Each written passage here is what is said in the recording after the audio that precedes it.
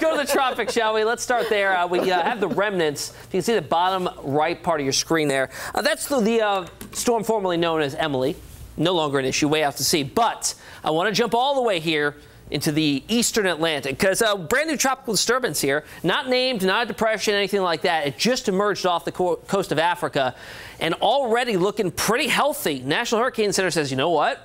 In the next 5 days or so, this has about a 50% chance, which is rather high for that far out, of developing into our next named system. So we'll watch that. That's about 10 to 12 days out. Here, though, I mean, look at this beautiful sunrise. It's now over the horizon. Sun came up about 4 minutes ago. And we're going to see lots of it this morning. Clouds already starting to thin out. They moved into the overnight, kept us warmer, and jump-starting us to where we head into the 90s today.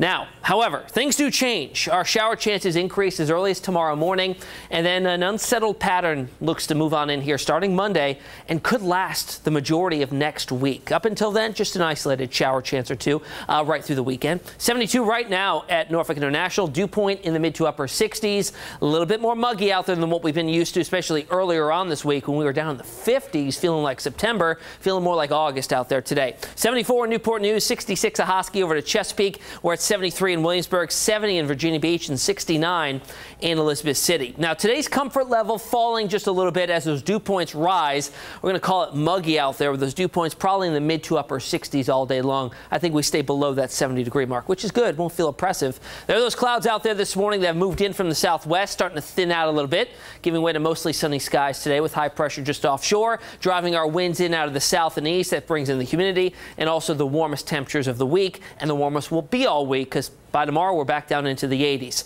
88 at the ocean front today. Water temperatures not bad in the mid to upper 70s. That rip current risk, though, has fallen off a bit today, recording about a low right down through the Outer Banks. So keep that in mind. Here's how it looks on Futurecast. Clouds melting away.